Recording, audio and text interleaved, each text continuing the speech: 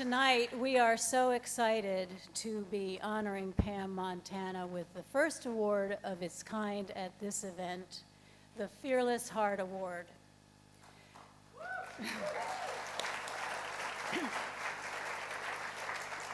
Defeating Alzheimer's is Pam's passion, and she is a relentless volunteer. She participates in the peer-to-peer program. She serves as a media spokesperson. She writes a blog. She has not 1, 2, but 3 walks to end Alzheimer's every year, and she's a top fundraiser. And she's also participating in a clinical trial. Together with her incredibly supportive husband, Bob Linscheid, right there, Pam has traveled to Sacramento to meet with state legislators to advance the interests of families living with Alzheimer's. She's flown to Washington, D.C. to meet with her senators and her representatives, pushing for more funding for NIH research.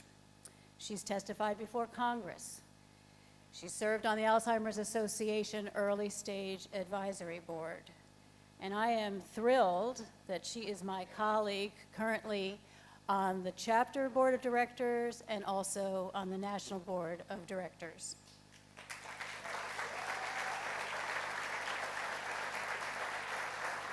She's really amazing, and I'd like to introduce her to you now. Pam?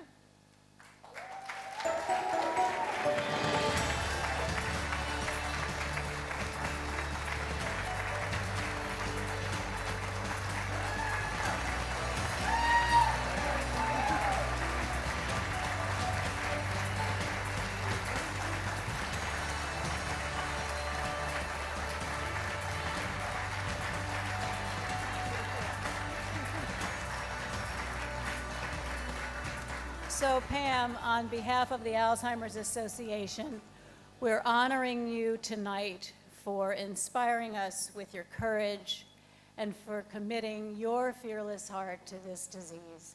Thank you for all you do, and congratulations. Thank you.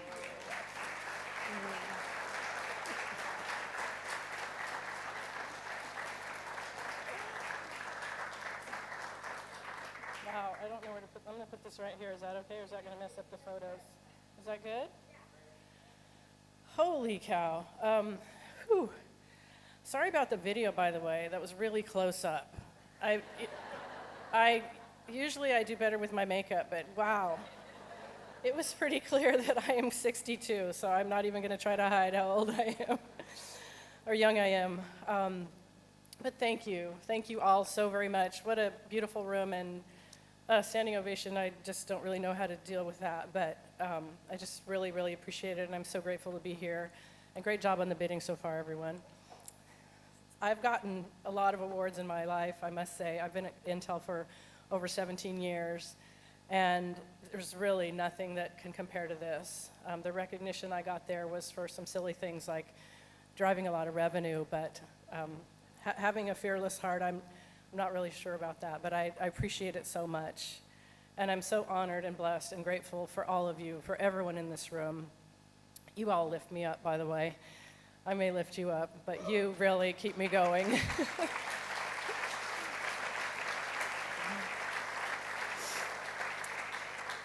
My husband's here with me, and my daughter and her boyfriend, and I want to thank them. And I want all of you to know that these people are my hope and my strength. They care for me, and they keep me going every single day. My husband travels a lot for work, but my daughter comes over and takes time away from her home and from her doggie, her brand new puppy, to stay with me, to spend the night with me, to cook for me. She also likes to order DoorDash and put it on my credit card, but, you know, she's at the house, and we're, you know, that's okay with me. She looks out for me, and I really appreciate it. I love you, Kristen. And Ryan, I want to thank you for giving up the time and for you having to take care of they have a brand new puppy, so it's like having a baby. So I appreciate you taking care of Sally when Kristen's over staying with me. I also want you to know that I have the best husband on the planet. No doubt about it.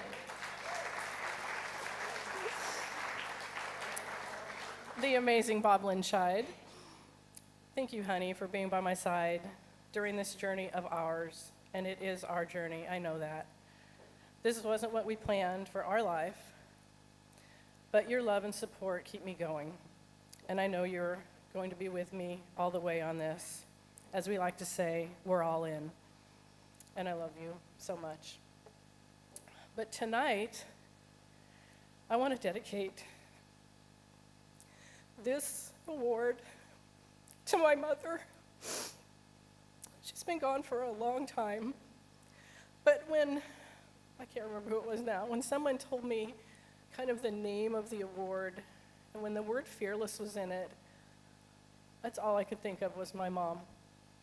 And I've never really honored her. I've never even blogged about her, and I've written about 60 blogs, so I'm kind of ashamed of that. So tonight, I want to honor her. She was fearless, and she was strong. And she survived a divorce back in the day when it was not popular in the 50s, and did a great job of taking care of me and my 3 older siblings. We had no money. We grew up on food stamps. When I was in grammar school, I had to stand in the free lunch line to get food. But she didn't treat us as if we were second-class citizens, and actually neither did anyone else. It was just a little bit of our shame of being raised with a family without money. There was always food on our table, and there was always love in our hearts and in her heart. She was fearless, and she taught me to be strong and to be kind to everyone and to face adversity head on. And that's what I'm doing now, every single day. She was a strong Christian, loved God, and brought us up right. I have no fear because I'm not alone. God is always with me.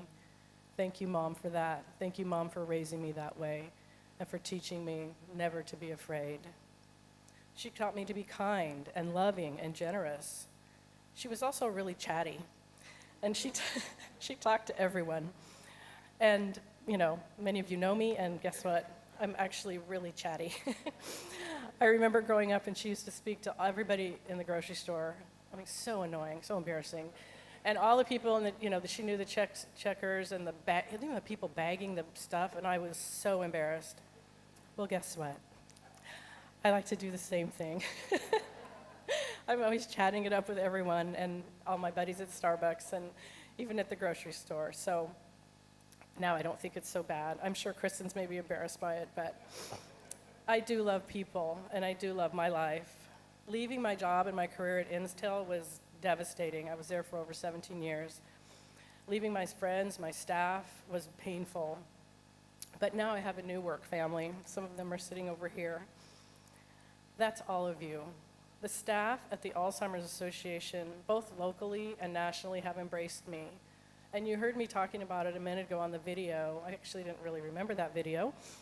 But I started crying when they asked me what it felt like or how I felt embraced by the Alzheimer's Association. I obviously can't remember the question, but I just want you to all know just how great you are. I've mentioned it at several different events that I've spoke at, but I have a very dear friend, Judy, in Lafayette, and she takes care of me. And she makes sure that nobody schedules me, disturbs me, calls us, pulls us into things, and I just appreciate her so very much. I'm not sure where she is, but God bless you, Judy. Thank you so much. So, back to the job. I do have a job. I still have a job.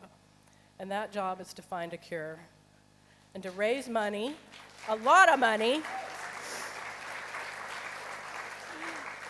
and to reduce the stigma of this disease. This is nothing to be ashamed of. I mean, if you had a cold, would you be afraid to tell someone you had a cold? This is not my fault. I did nothing wrong, and I am loud and proud with whoever will listen to me about the Alzheimer's Association, about getting involved, about learning the 10 warning signs. So thank you all. Thank you for lifting me up and for keeping me going.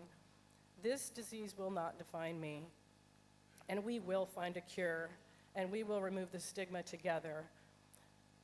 I may have Alzheimer's, but I am not done fighting the good fight, and I want all my kids and our 6 grandchildren to know that I am fearless.